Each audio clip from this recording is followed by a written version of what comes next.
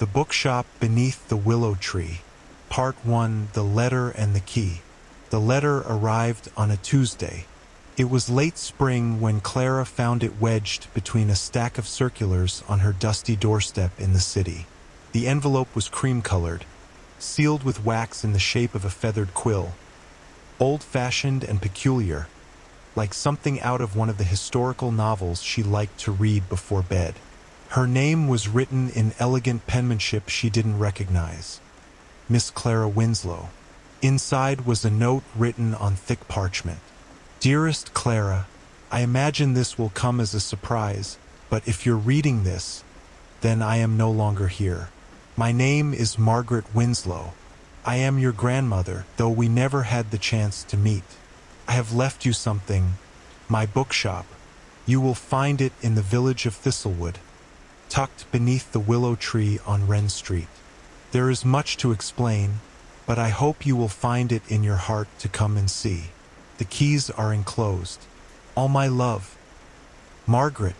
Clara read the letter 3 times before she realized she was holding her breath. She had no living family, at least that's what she'd always believed. Her mother had passed when Clara was only 10, and her father had never been part of the picture. A grandmother? A bookshop? In a village she'd never heard of? Clara's fingers curled around the brass skeleton key attached to the letter with a bit of twine. It was heavier than it looked, cool in her hand.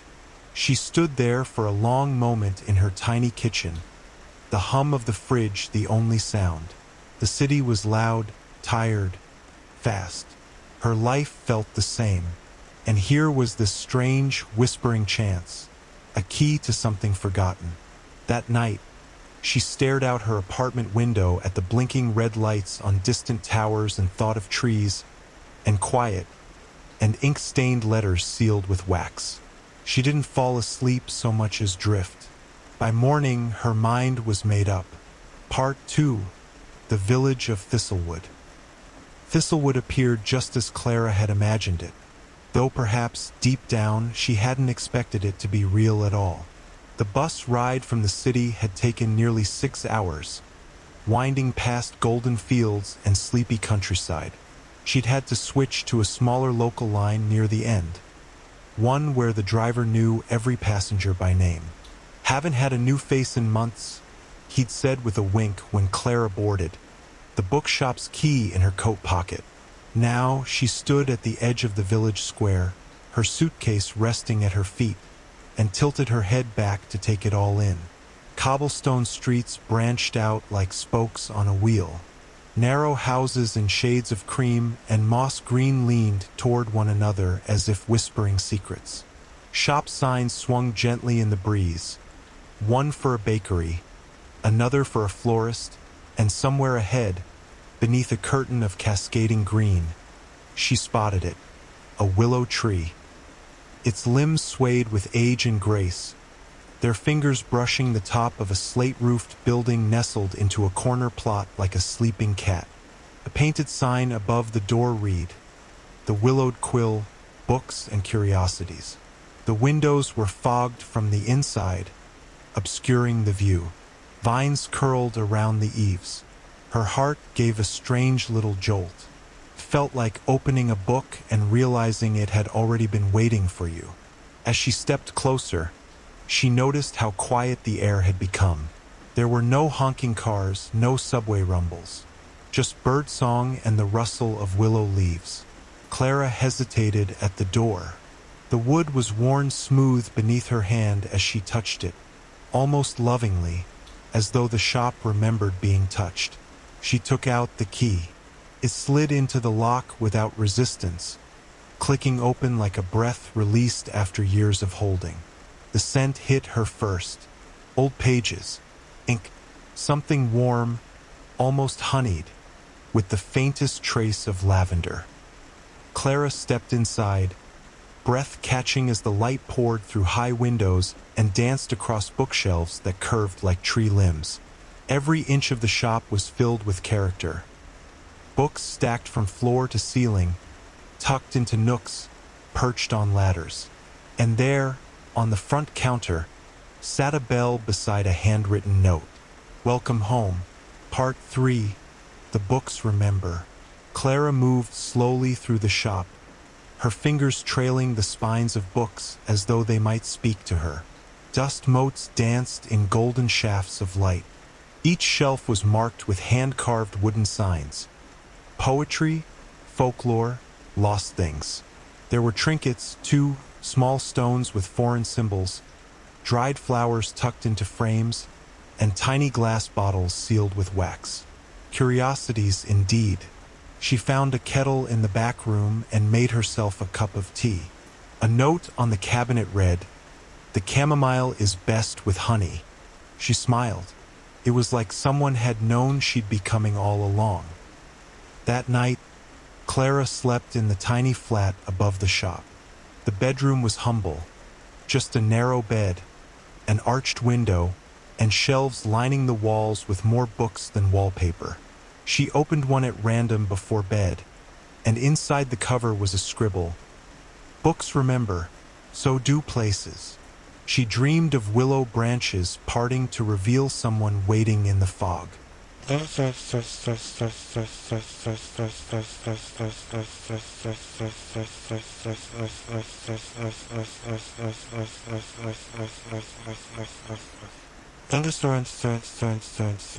Part 4.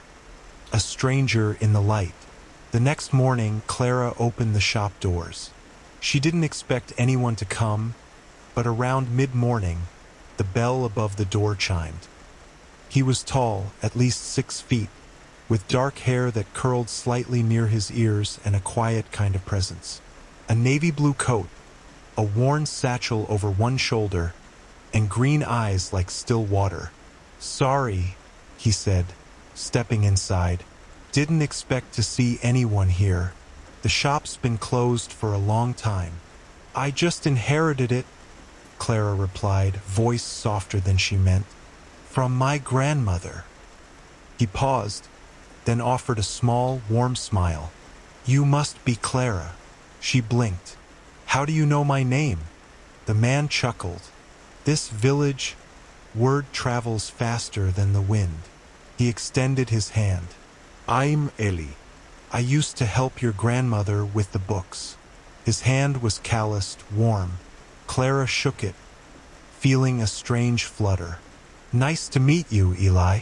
He looked around. "Feels like she never left, doesn't it?" Clara nodded. "It really does."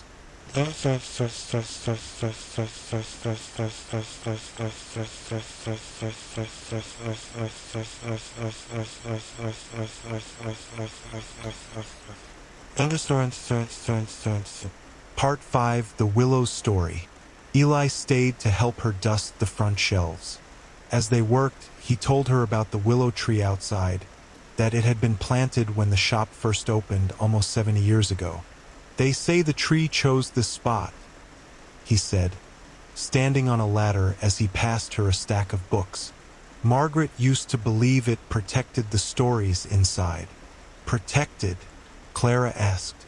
He grinned down at her. "This village is full of legends. You'll learn." She watched him descend the ladder, graceful in a quiet, unassuming way. There was something grounded about him, like he belonged here more than anyone else she'd met. Before leaving, he turned at the door. "You're reopening the shop?" "I think I have to," Clara said. "It's calling to me." His smile lingered. "Then I'll be back tomorrow. The mysteries won't shelve themselves." And just like that, he became a part of her day.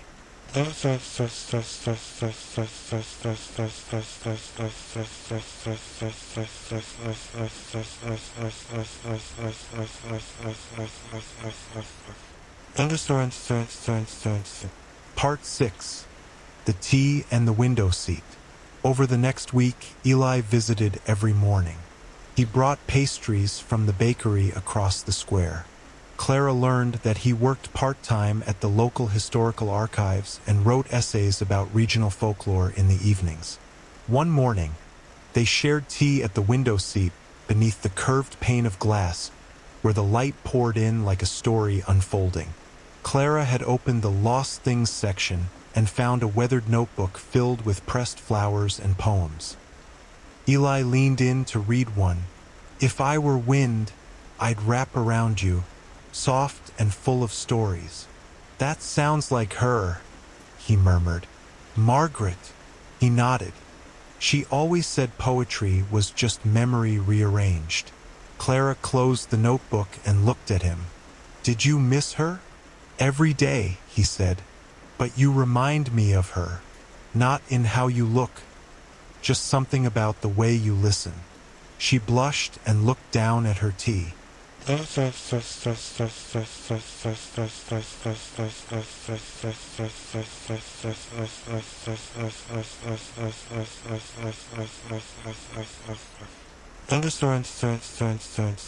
Part 7. The Letter in the Drawer. While cleaning the back storeroom, Clara found an old desk. Inside the bottom drawer was a bundle of letters, tied with blue ribbon. One had her name on it.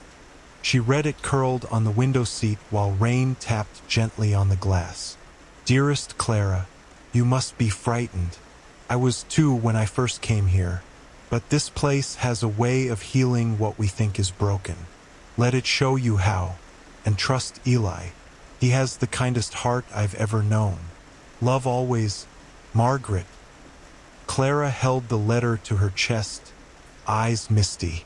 When she looked up, Eli was at the counter, wiping down the wood. She watched him for a long moment, then said softly, "Margaret trusted you."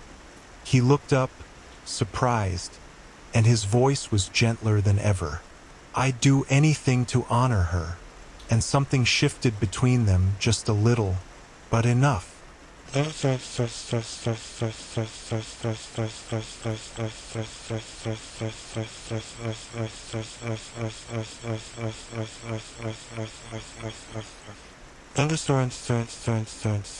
Part 8. The First Storm. Thunder rolled in just after closing time. Eli was still there, helping her move books off the windowsills. "Storms move quick through the valley," he warned, glancing at the sky. The lights flickered, and a gust of wind rattled the glass. Clara jumped slightly. "You all right?" he asked. She nodded. "Just, storms make me nervous. Too many summers alone in the city." Without a word, Eli lit a few oil lamps around the shop, casting golden pools of light across the books. Then he made tea, chamomile, and honey, and handed her a mug. They sat on the floor between the shelves while rain lashed against the windows and thunder cracked above. "This place feels safe," she whispered. He looked at her, soft and steady. "It is." She sipped her tea, feeling the warmth of the mug seep into her hands. And beside her, Eli was quiet but close, like the promise of a story waiting to be told. Part 9. A Walk in the Morning Mist. After the storm, the village was wrapped in mist. Eli invited her on a walk, down the garden path behind the shop, where wild roses bloomed in secret corners. They reached the willow tree, and Clara paused to run her fingers along its bark.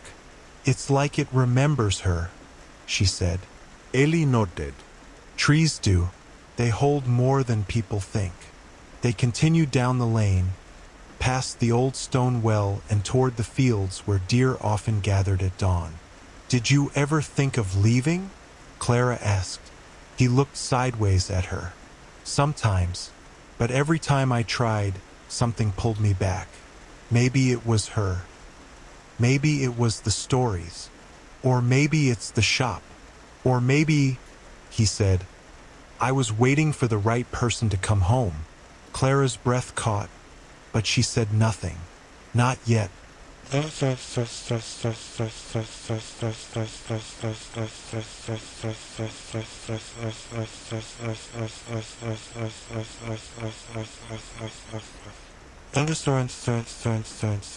Part 10.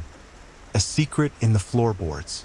Back at the shop, Clara found a loose floorboard beneath the poetry section.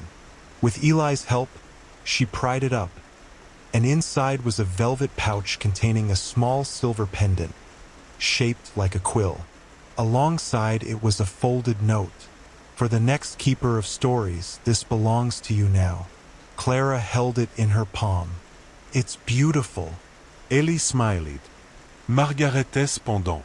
She wore it every day. As he fastened it gently around her neck, Clara felt something settle inside her, like roots sinking into earth. And the moment his fingers brushed her collarbone, the air shifted again. Warmer, brighter, closer. Neither of them said anything, but they both knew the story was just beginning. Part 11. A Letter in the Ledger. Rain tapped gently on the shop's windows as Clara unlocked the drawer behind the counter. She had been reorganizing the inventory when she discovered the old ledger. Its binding cracked, filled with names and purchases from decades past. Tucked between two brittle pages was a folded letter, sealed with wax bearing the shape of a willow branch. Curiosity tugged at her. She opened it. It wasn't a customer's order, but a love letter. To the one who never sees the way her eyes glow in the stormlight. It began. Clara read, stunned, as the words poured out. A confession of love from someone long gone. The name at the bottom, E.M. No last name. Could it be Eli, or someone else entirely? She tucked the letter into her pocket as the bell above the door rang. Eli stepped in, raindrops clinging to his collar. "You look like you've found a ghost," he said, brushing his hair back. Clara gave a hesitant smile. "Maybe I did." Part 12. Initials in the margins. The letter wouldn't leave Clara's mind. Later that night, she sat at the window seat with the folded parchment in her lap. To the one who never sees the way her eyes glow in the stormlight. The words lingered like perfume, too intimate to forget. She ran her fingers over the name again. Could it be Eli? His last name. Was it Montgomery? Mason? She'd never asked. The next morning, she found him shelving books in the folklore section. "Eli," she began gently, "do you know anyone with the initials E.M.? He looked up, thoughtful. "Depends on the time frame." "Why?" She hesitated, then showed him the letter. He read it, expression unreadable. Then he handed it back. "That's not mine, but I recognized the handwriting. Margaret's." Clara blinked. "She wrote this." He nodded. She used to write little things, love letters, poems, not always for herself. Sometimes, people came to her for help saying what they couldn't. Clara tucked the letter away, heart full of new questions. "Do you think it was ever sent?" Elias Gatse softened. "Sometimes the words we don't send are the ones that stay with us longest."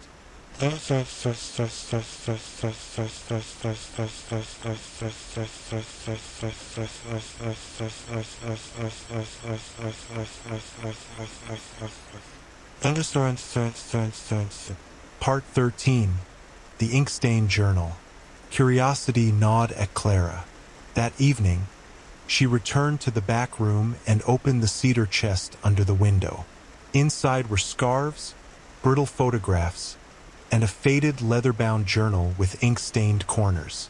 Inside were entries from Margaret, musings on life in the shop, fragments of poetry, and names. One name came up more than once. Edwin M.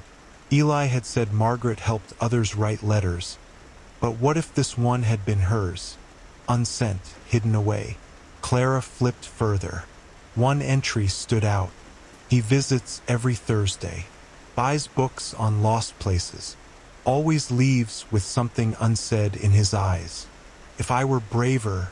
Clara sat back, breath caught in her throat. Whoever Edwin M.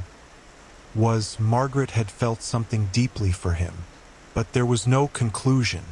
No closure. Only pages left blank.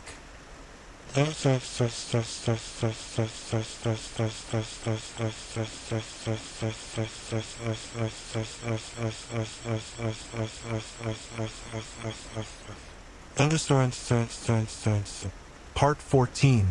The festival announced. The next morning, the bakery window was painted with cheerful white letters. Summer Lights Festival, 1 week away. Eli caught Clara reading it as they passed. It's the town's favorite tradition. Lanterns, music, dancing in the square. You'll love it.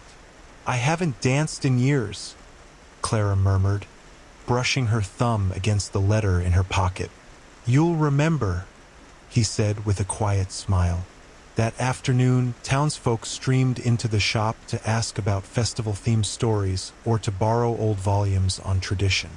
Clara found herself smiling more than she had in years. Her fingers found Eli's now and then as they passed one another in the narrow aisles. And each time, neither of them pulled away.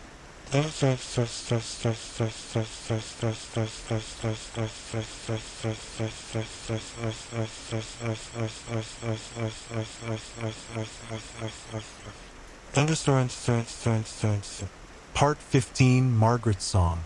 The night before the festival, Clara found a small wooden music box tucked inside a locked drawer upstairs. The key was on a ribbon inside a book titled Songs for Lost Lovers. She turned the key slowly, and a soft lullaby filled the flat. Tears filled her eyes. It was the same tune her mother used to hum when she was little. She never knew where it had come from, but now she did. Margaret. Eli appeared in the doorway. I remember that, he said softly. Margaret said it was her favorite. She used to play it when she missed someone. Clara turned toward him. Who was Edwin M. Eli? He hesitated. A traveler. No family here. Margaret. She loved him, I think. But he left before she could tell him. She said some people only come to teach us how to stay. Clara nodded, her throat thick. Do you believe that? He stepped closer. I believe some people come back when we least expect them. Part 16. The Lantern and the Flame. Festival day arrived in a golden blur of banners, music, and warm sunlight. The shop stayed open late, filled with laughter and the scent of cinnamon pastries. Just before twilight, Eli brought Clara a small paper lantern. They say if you light one with someone, your wishes find the same wind. They stood near the willow tree, fingers brushing as they lit the flame together. The lantern rose, warm and glowing, into the lavender sky. Clara watched it disappear. What did you wish for? Eli turned to her. A reason to stay. Before Clara could answer, the crowd shifted behind them, and a voice, achingly familiar, called her name. Section 17. The Ghost of Summer Days. The bonfire's glow flickered on Eli's face as he and Clara sat beneath the willow tree's arched canopy, fireflies blinking like memories in the dusk. Music from the town square's festival drifted faintly through the air, lilting violins and laughter, distant and sweet. Eli leaned back on his hands, quiet, as Clara recounted the story of her mother's lullaby. Her voice trembled slightly on the final verse. Eli's hand found hers in the soft grass. She sounded like someone who believed in magic. She was. Clara's smile was fragile, threaded with tears, the kind that lives in quiet places, like books, like this. Eli looked at her, really looked. You have her light, you know, in the way you care, the way you remember things other people forget. Clara's breath caught. The moment hung there, poised like a heartbeat too full. She didn't look away. Sometimes I wonder if it's enough. He reached up, brushed a stray curl behind her ear, gentle. It's more than enough. Before she could answer, a voice, familiar, startled, cut through the hush. Clara? She turned. At the edge of the path stood a man, broad-shouldered, with wind-ruffled blonde hair and a knapsack slung over his back. His eyes were the stormy blue of early spring skies, and they widened when they met hers. Ben! Clara stood, the name catching in her throat like a half-remembered melody.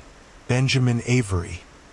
The boy who used to race her across golden fields and carve promises into the bark of sycamores. The boy who once told her he'd marry her under the stars. Gone for 10 years. And now, suddenly, impossibly, here. Eli stood too, his presence quiet but steady beside her. Ben stepped forward, smiling like the years hadn't happened. I was just passing through for the festival. I didn't think I'd ever see you again. Clara's world tilted. A past she'd tucked away, gentle and half-faded, had just stepped into her present. On the very night her heart had started leaning toward someone else. Part 18. The Return of Ben Avery. Ben stepped closer, lantern light catching in his hair. I can't believe it's really you, Clara. Clara stood frozen, her fingers still warm from where Eli had touched them. Ben, what are you doing here?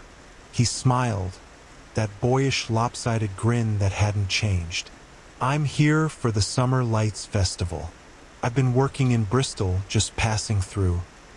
I had no idea you were living here, she finished softly. Neither did I.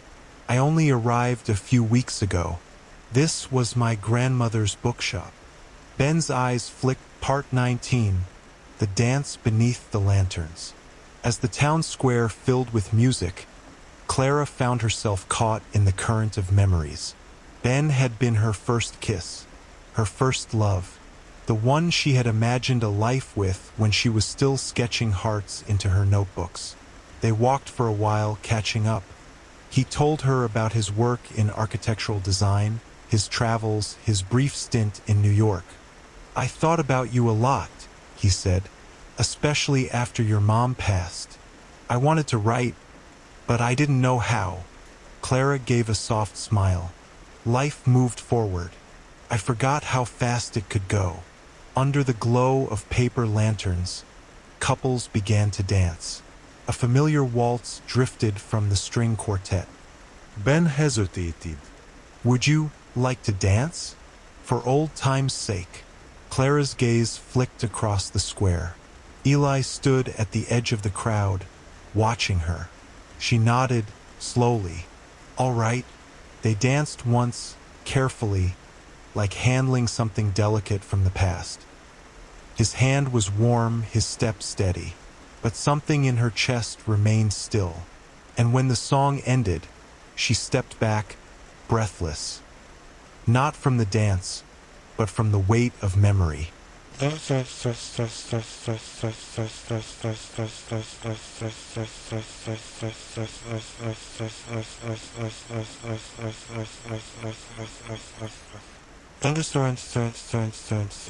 Part 20. What Remains.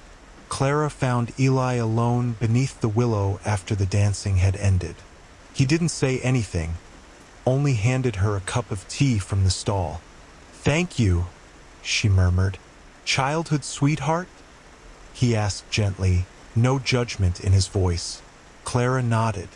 We were 12 when we carved our names into a sycamore. Eli offered a soft smile, but his eyes held quiet sadness. He still carries it, you know? The idea of you. Clara looked at him, heart tight. And what do you carry? He took a long moment. The idea of staying. I haven't wanted that in a long time. Until now. The wind stirred the willow's leaves above them. Clara reached for his hand again, needing something real. I don't know what I'm doing, she admitted.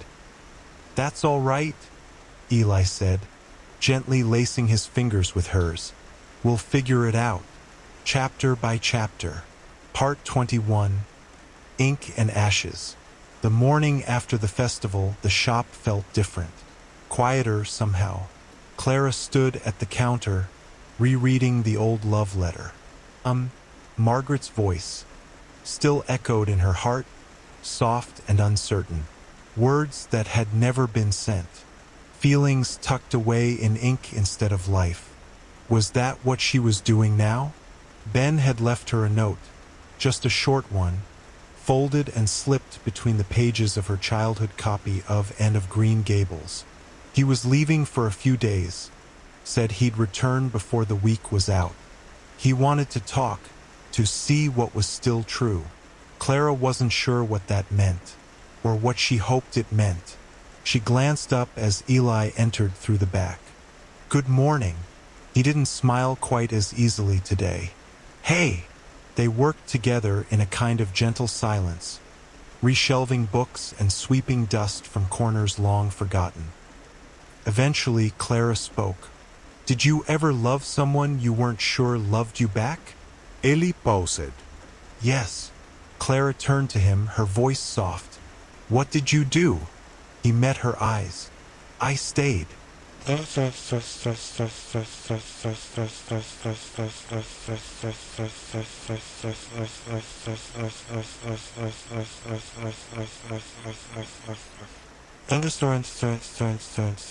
Part 22. The journal opens. That night, Clara couldn't sleep. She lit a candle in the flat above the shop and opened Margaret's journal again. The more she read, the more she saw pieces of herself. Fear of change, longing for closeness, the ache of memory. Margaret had been in love, yes, but she had also been afraid to choose. One entry made Clara still completely. There is no such thing as one true love. Only the one we choose and choose again day after day. Clara touched the words with trembling fingers. She had spent so long believing in fate, that love would arrive, shining and certain. But maybe it wasn't about fate. Maybe it was about choosing boldly, intentionally. Her heart, she realized, was no longer in the past.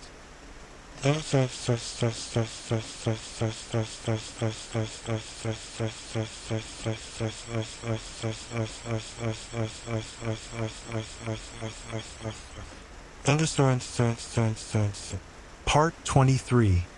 A story shared. Clara invited Eli to dinner. She cooked something simple, pasta with fresh herbs and roasted tomatoes, and lit a single candle in the window seat, nervous in a way she hadn't been for years. Eli arrived with a bottle of wine and a book, a collection of old Thistlewood ghost stories. For dessert, he teased. They ate and laughed quietly, the kind of evening that felt real, not performative. After dinner, she asked him to read aloud. He chose a tale about a lighthouse keeper who fell in love with the spirit of a drowned poet. His voice wrapped around the words like a lullaby. Clara watched him, thinking not of fairy tales, but of shared mornings, silent comforts, and hands that reached for hers when she didn't know what to say. When he finished, she asked, "Do you believe in soulmates?" Eli thought for a moment. "I believe in people who see us clearly and stay." Part 24. A kiss and the fog. They stepped outside onto the shop's back steps. The fog had rolled in thick over Thistlewood, and the willow's branches shimmered with dew. Clara wrapped her arms around herself, and Eli stood beside her, close but not touching. She turned to him. He turned too, and in the space between breaths, they kissed. It wasn't rushed or desperate. It was quiet, like opening a book to the page you didn't know you'd been searching for. When they parted, neither spoke for a moment. Then Eli said softly, "If this is the last page, I'm still glad I got to read it." Clara's eyes stung. "It's not the last, just the start of the next chapter." He smiled, the kind that settled into her bones.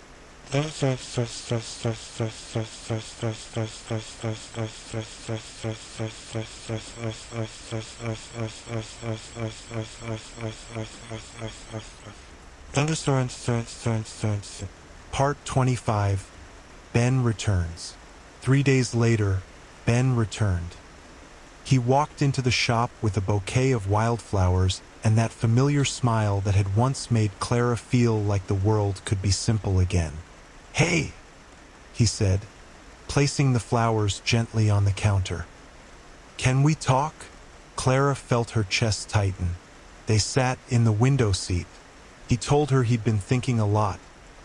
About the past, about what they'd lost, and whether anything still remained. "I know it's been years, but I never stopped caring about you." Clara listened, heart heavy with memory. There had been love once, but it had lived in another version of herself. "I'll always be grateful for what we were," she said softly, "but I've changed, and I think my heart has too." Ben nodded slowly, the pain in his eyes honest but accepting. "He's a good man, isn't he?" Clara looked toward the back of the shop, where Eli was sorting books with quiet focus. "Yes," she whispered, "he is." Part 26. The Willow's Blessing. A light drizzle fell the next morning, brushing the shop's windows in soft gray. Clara stood beneath the willow tree, breathing in the petrichor, the scent of wet stone and growing things. It was the same tree she used to hide beneath as a girl, knees tucked to chest, dreaming up stories. Eli joined her without a word. They stood in silence until Clara said, "I told Ben the truth." Eli didn't ask what she meant. Instead, he offered his hand. She took it, and the willow swayed gently above them, as if approving. Later that afternoon, they hung a wooden sign above the door together. Carved into it in flowing script, "The Bookshop Beneath the Willow Tree." Eli ran his fingers across the lettering. "Feels like it's always been called that." Clara smiled. "Maybe it has. We just hadn't read far enough to see it yet."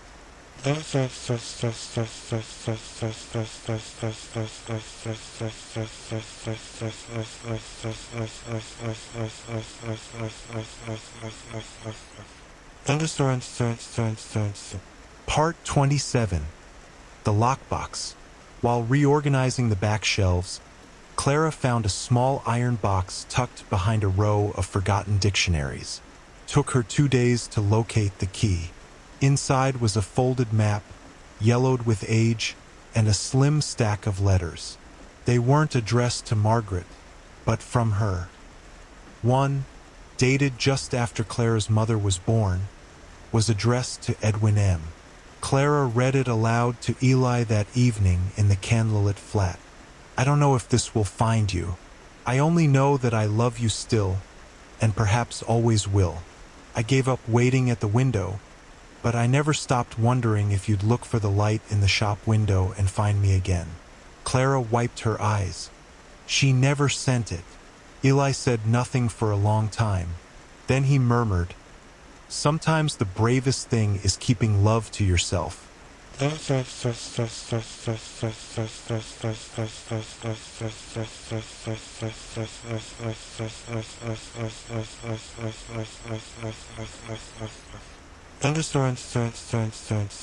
Part 28. A new chapter begins. Eli surprised her with a picnic in the shop's garden, fresh bread, jam from the grocer's wife, and slices of pear. They ate beneath the willow, backs against the old stone bench. Clara leaned into him, her head resting on his shoulder. "I never thought I'd fall in love with a place." Eli Laughead. "You didn't. You fell in love with a person who belongs to the place." She smiled. "That too." They spent the afternoon reading aloud to each other from Margaret's journal. It wasn't dramatic or grand, just small, beautiful nothings stitched into their day, a soft beginning to something deep. Later, they shelved the journal on a high shelf under legacy. Clara whispered, "She'd want it here, with the stories." Eli kissed her hair. "And now you're part of the story, too." Part 29. The festival's end. The town square was still hung with lanterns days after the festival ended. Clara and Eli walked there at dusk, hand in hand, sharing a cone of blackberry ice cream and laughter that came easier now. No more shadows behind her, just the warmth of being seen. Mrs. Astor, the local florist, called out from her stall, "You two look good together, like poetry." Clara laughed. "Thank you." Eli grinned. "She's the poem. I'm just the punctuation." Clara squeezed his hand. "You're the part that holds it all together." They passed the sycamore tree where she and Ben had once carved their initials. Time had weathered the bark, softened the marks. She touched it briefly, then let it go. The past was still there, but it no longer held her. Part 30. Light through the window. Clara awoke early, sunlight pouring through the flat's arched window. She padded down into the shop, where Eli had already lit the lamps and opened the curtains. The morning light hit the dust motes just right, like stars adrift in a golden sea. "Thought I'd let you sleep in," he said with a smile. Clara moved to him and slipped her arms around his waist. "What if we just stayed like this?" Eli tilted his head. "Here? In the shop? With all the books and the tea and the dust?" She nodded, eyes bright. "Exactly here." He pressed a kiss to her forehead. "Then let's build a life here, one story at a time." And as the bell above the door rang, welcoming the first customer of the day, Clara smiled. She had come home to herself. And to him. Part 31. The first morning. Their first morning as official cohabitants began with the scent of cinnamon. Eli stood barefoot in the small kitchen, a borrowed apron tied crooked around his waist, flipping something in a cast-iron pan. Clara wandered in, hair tousled, wearing one of his old sweaters. "You cook. Surprise," he said, flipping a pancake with theatrical flair. "I make exactly 3 things well. Pancakes are one." She stepped behind him, arms circling his waist. "If the others are tea and toast, I still count that as a win."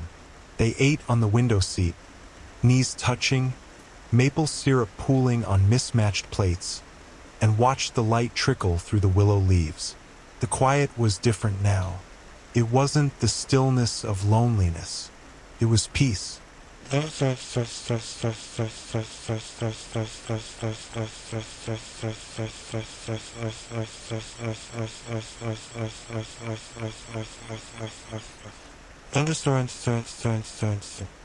32. Rearranging the shelves. Living together brought new routines. Eli reorganized the poetry section without asking. Clara alphabetized the gardening guides. A territorial standoff brewed over the cookbook shelf. "I just don't see why Victorian preserves should live next to wartime stews," Clara said, hands on hips. "Because they both involve jars?" Eli offered. She threw a pillow at him. "Blasphemy." They laughed easily, comfortably. Arguments, if they came, were brief and full of affection. Every disagreement felt like an opportunity to know each other more deeply, not to win. And when the last shelf was sorted, they stood back, arm in arm, and admired their crooked, perfect compromise.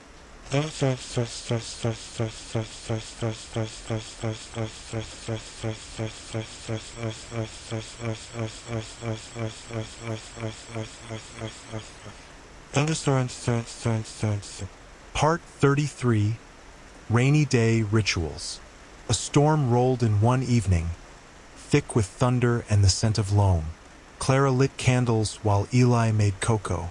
They wrapped themselves in a blanket near the front windows, reading by candlelight as rain painted streaks down the glass. She read aloud from Margaret's poetry. "Some loves burn bright like sunlit glass, but mine is the steady flame behind the storm." When Clara's voice wavered, Eli closed the book and held her. "You okay?" She nodded into his shoulder. "I think this is what I was afraid of." "What?" "Being happy." He pulled back to meet her eyes. Then we'll be afraid together, and still be happy.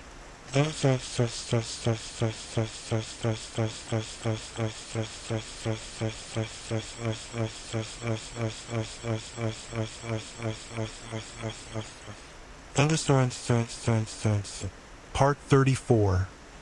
Visitors and Lemon Cake. Their quiet world began to expand. Mrs. Astor stopped by with flowers. A local author came in asking about holding a reading series. Even the baker's teenage daughter started volunteering in the afternoons, eager to help catalog mysterious tomes. Word spread that the bookshop was alive again, not just with stories, but with love. One afternoon, Clara baked a lemon cake and set out tea in the reading nook.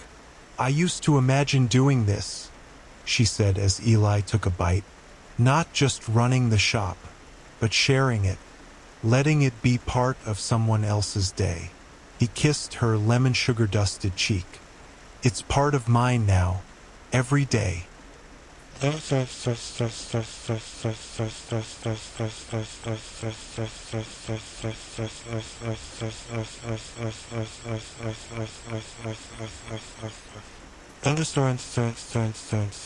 Part 35. A room of her own.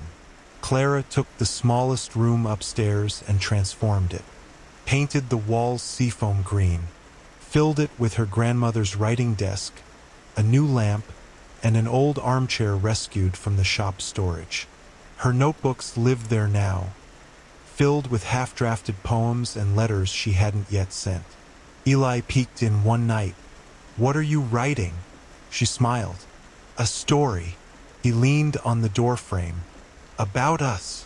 Clara looked down, then nodded. "But also about her, about this place, about what it means to stay." Eli crossed the room and gently took her hand. "Then I'll be the first to read it. Every page, every draft." Clara looked around at her soft, imperfect space. Her room, her shop, her love, and for the first time in years, she felt like all the parts of her belonged in one place. Part 36. The letter with no stamp. It arrived on a Wednesday. The mail usually came in a tidy stack. Book orders, town notices, the occasional postcard from one of Eli's friends. But that day an envelope stood out. Thick cream paper. Clara's name in slanted cursive. No return address. No postage stamp. She opened it carefully at the kitchen table. Eli watched from the doorway, a mug in hand, brow furrowed. Inside was a short, surprisingly formal note. "Clara, if you're reading this, then word has reached you eventually. I've always believed Margaret's shop should stay in the family. There's more to it than she ever told you. Come to Greystone House. Your Aunt, Evelyn." Clara stared at the signature. Aunt Evelyn, her mother's older sister, the one who stopped visiting after the funeral. The one she hadn't heard from in more than 10 years. "Everything okay?" Eli asked gently. Clara handed him the letter. He read it slowly, then met her eyes. "Do you want to go?" "I don't know," she said quietly. "I didn't even know she was still in the country." Part 37. Greystone House. By the weekend, Clara had made her decision. Eli offered to go with her, but she said she needed to do this alone. "If there are things I don't want to remember, I need to face them on my own terms." He kissed her temple. "I'll be right here when you come back." Greystone House sat at the edge of the county, surrounded by a hedge of yew trees and ivy so thick it seemed to be swallowing the iron gates. Clara knocked once, then pushed open the door when it creaked. Inside smelled like old cedar, dried lavender, and dust. Her aunt sat in a faded armchair by the fire, a blanket over her knees. "You look like your mother," Evelyn said without standing. Clara blinked. "You haven't seen me since I was 16. And you haven't written either." They stared at each other in a long silence, one that wasn't empty, but full of years unspoken. Part 38. Inheritance. "I suppose you're wondering why I wrote," Evelyn said as she poured tea into cracked china cups. Her voice was clipped, but not cold. Clara sipped carefully. "The thought crossed my mind. I never wanted the bookshop," Evelyn said, "but Margaret insisted it stay in the family. Now, there are things in her will, addendums she never filed officially. You should see them." From a drawer near the fireplace, she pulled a box. Inside were letters, receipts, a key. "This," Evelyn held up the key, "goes to the attic. There are documents there, and something else. Something Margaret didn't tell you about." Clara's heart quickened. "Why now?" Evelyn's eyes, suddenly tired, met hers. "Because I'm sick, Clara, and because I don't want the weight of secrets anymore." Part 39. The attic chest. Back at the shop, Clara unlocked the attic with the new key. Dust clouded the air as she opened the trapdoor and climbed up. The space was filled with old furniture, broken lamps, a spinning wheel. But in the far corner sat a cedar chest, marked with Margaret's initials. Inside, wrapped in velvet, was a small leather-bound book. It wasn't a journal, but a ledger of purchases, donations, and sealed envelopes. Dozens of them, each labeled with a date and a name. Many were townspeople.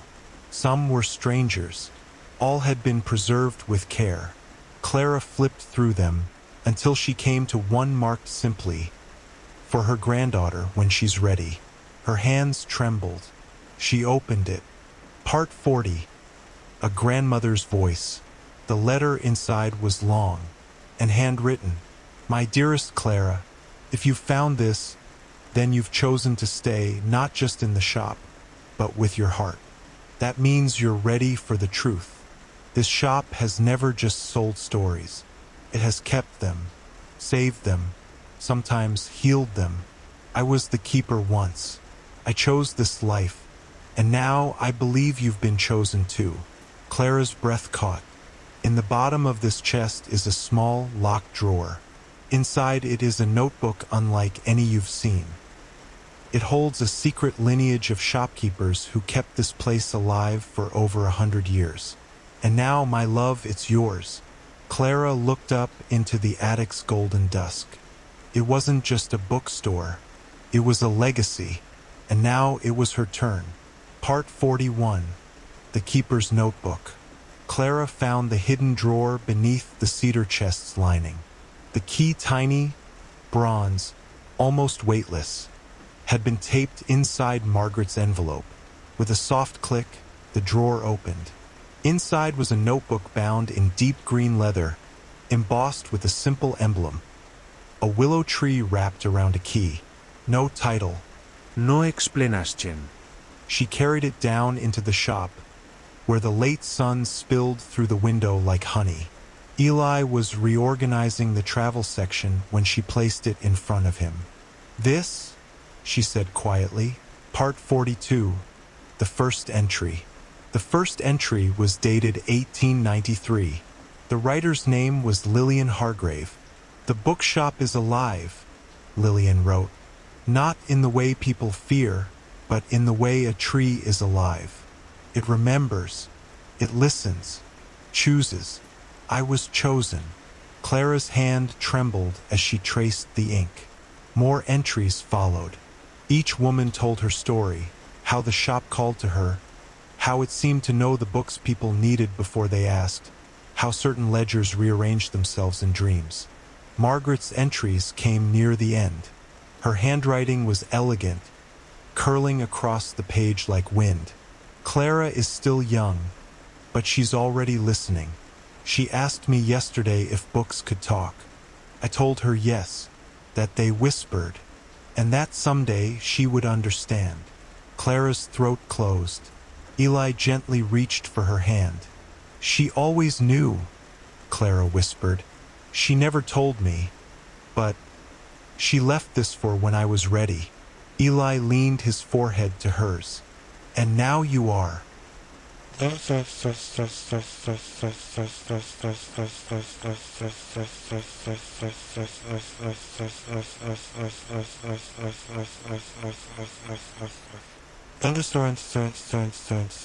Part 43. The Whispering Wall. The following morning, Clara woke with a strange feeling. Not dread, not fear, expectation. She wandered the shop alone before it opened, letting her fingers trail across the spines. She paused at the far back wall, where an old bookcase had always felt colder than the rest. She reached up, and one of the volumes clicked under her hand. The shelf shifted. Behind it was a recess in the stone wall, just large enough to hold one slim volume, wrapped in faded red cloth. No title. She opened it, and inside was a single page. The bookshop chooses its keeper, but only the keeper may ask it questions. Clara blinked. Ask it. She hesitated, then, half smiling, half nervous, whispered, "Are you listening?" A breeze stirred the window. A book fell softly from the poetry shelf. Eli entered just then, looking at the fallen book. That's odd. Clara picked it up. The page it had landed on was a poem titled The Keeper's Promise. They exchanged a look. The shop had heard her.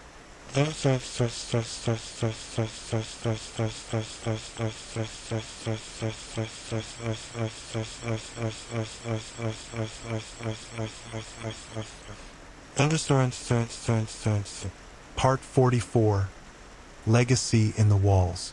They spent the next few days cataloging every name in the green notebook, creating a map of the shop's legacy. From Lillian Hargrave to Margaret, and now Clara. Each woman had left behind something. A book, a charm, a secret ritual. One had written notes in the margins of a particular travel guide. Another had painted runes into the baseboards. Clara discovered one charm in the back room behind the tea tins. A pressed fern sealed in glass, tied with a ribbon that matched Margaret's journal binding. Eli studied it. You think this is magical? Clara smiled faintly. I think it's memory, anchored. They placed it above the archway into the reading nook. That night, the room felt warmer, as though someone had whispered, yes, that's where it belongs.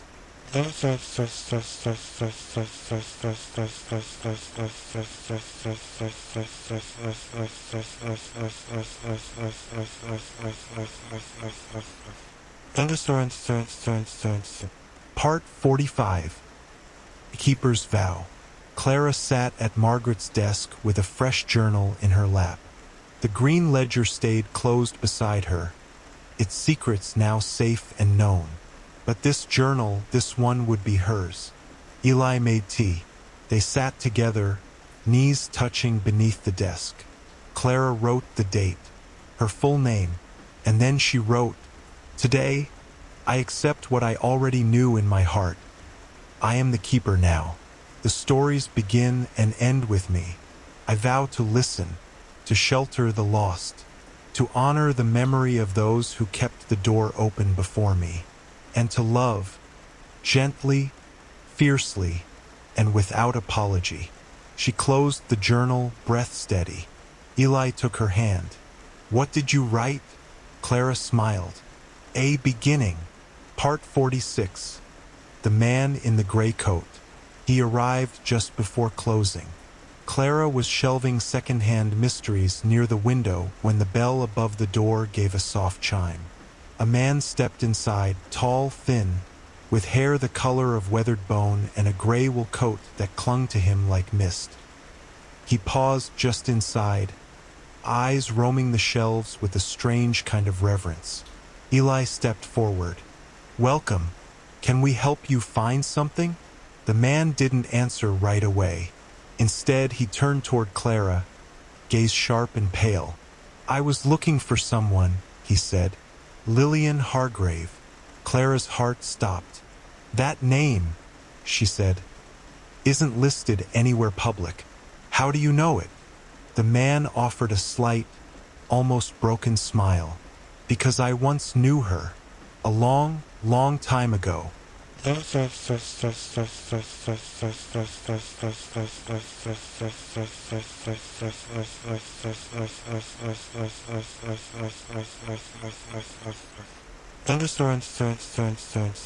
Part 47. The photograph. Clara led him to the reading table, hands trembling. Eli brought tea, though the man didn't touch it. My name is Alder, he said, and I'm older than I look. He reached into the inner pocket of his coat and pulled out a photograph, sepia-toned, curling at the corners. A woman stood in front of the bookshop, early 1900s, judging by her dress. Her hand rested lightly on the sign above the door. It read, "The Willow's Library." That's her, Alder said softly. Lillian. Clara looked closer. Her chest tightened. There was a second figure in the background, almost faded from time. A man in a long coat, the same gray coat Alder wore now. She wrote the first entry in the green ledger, Clara whispered. She did, Alder replied, because she was the first keeper.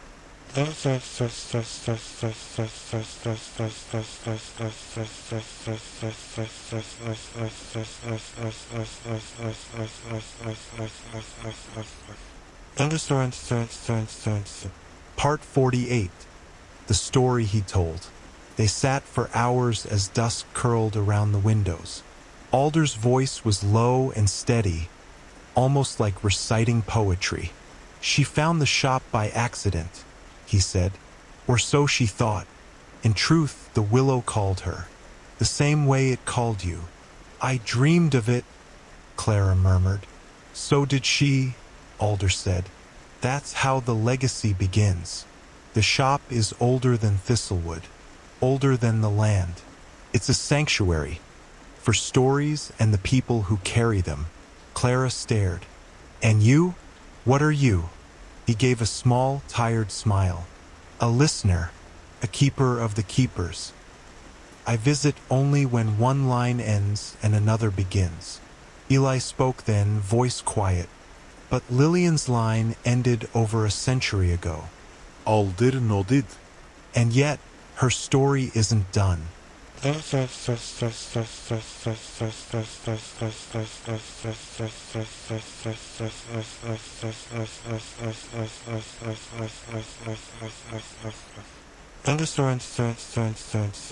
Part 49. The letter beneath the floor. That night, Clara couldn't sleep. She returned to the shop by lantern light and stood at the center of the poetry aisle, where Alder had lingered the longest. Something tugged at her memory. A warped floorboard, always slightly uneven. She knelt and pried it up. Beneath was a hollow, and inside it, wrapped in linen, a folded page. It was a letter. To the one who comes after me, it read, Know that the willow holds more than memory. It holds the heart.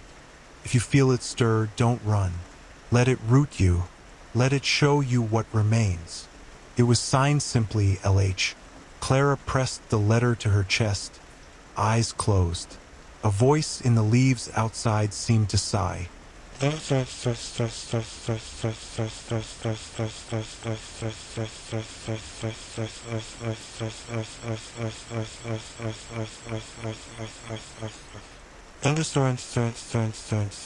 Part 50. A place between worlds. In the morning, Alder was gone. No note. No trace. Only the photograph he had brought remained, left neatly beside the till. Clara placed it beneath glass in the front counter. As the day wore on, the shop felt different, deeper. The air hummed softly around the reading nook. The tea shelf smelled of lemon balm and pine, even though nothing had changed. Eli stood beside her after the last customer left. He wasn't just some stranger. Clara shook her head. No. He was a bridge. between what was and what will be. She glanced toward the willow tree swaying gently beyond the shop window. Whatever magic lives here, she said. It's still listening. Eli kissed her hand. Then let's keep telling stories, so it never falls silent. Part 51. The book that wasn't there yesterday. It appeared on a rainy Thursday. Clara was doing inventory when she noticed it. An indigo-bound book on the poetry shelf that hadn't been there the day before. No title on the spine. No library sticker. Just a faint golden outline of a willow tree. She opened it. Inside were blank pages, except the first. This book will write what must be remembered. Clara felt the words echo in her chest. She left it open on Margaret's desk, unsure whether it was real or a dream. By evening, a single new page had been filled in. It told the story of a girl named Clara, who followed a whisper in the trees and found a home in stories. Eli read it over her shoulder. "Looks like the shop is writing your story now," he said gently. Clara blinked away tears. "Then I'd better make it worth reading."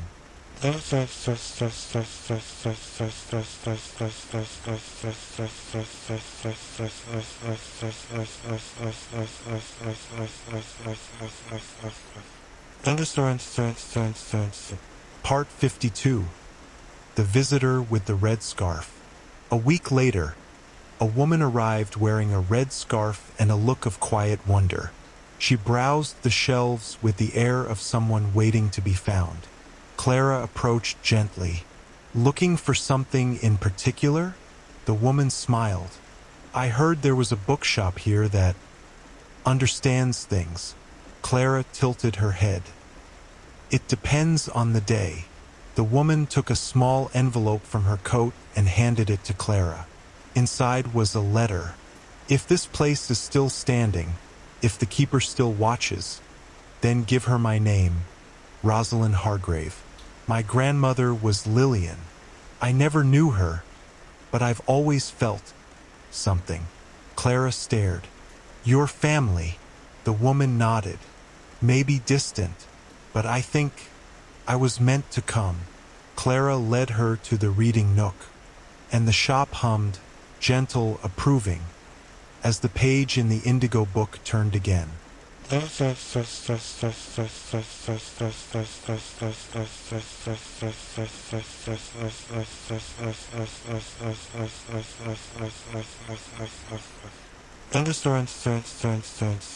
Part 53.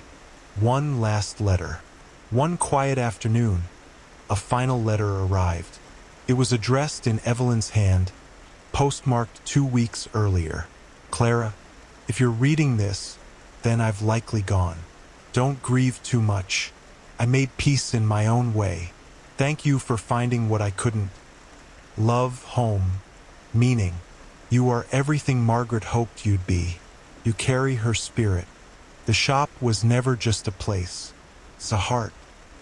And it beats because of you. Evelyn." Clara pressed the letter to her chest, tears slipping silently down her cheeks. Eli found her minutes later, holding her close without words. Some griefs don't need fixing. They just need to be shared. Part 54. The Promise Beneath the Willow Tree. That evening, Clara and Eli stood beneath the willow tree as golden dusk bled into night. She took his hand. "There's something I want to ask you," she said softly. Eli smiled. "You're about to propose, aren't you?" She laughed. "Maybe." He stepped closer. "Then let me say it first." He reached into his pocket and drew out a simple silver ring, a tiny willow leaf engraved on its band. "I love you, Clara, not just because you belong to this place, but because you've made it belong to me, too. Will you keep writing the story with me?" She nodded through tears. "Always." They kissed beneath the whispering leaves, and the willow swayed in a wind that wasn't wind.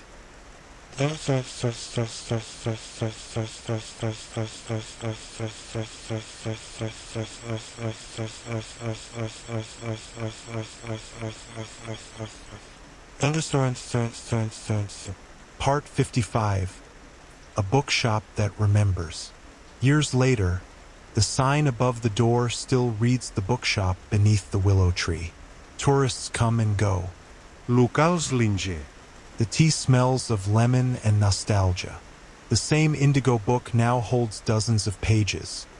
Some about Clara, others about strangers whose lives were changed with a single story. Eli still brings her pancakes on Sundays. She still writes in her journal before bed, curled beside him on the old window seat. The willow has grown taller, and when the wind is right, it sings. A lullaby, a memory, promise. The keeper watches. The books whisper. The stories live on. And love, steady, enduring, deeply rooted blooms beneath the branches.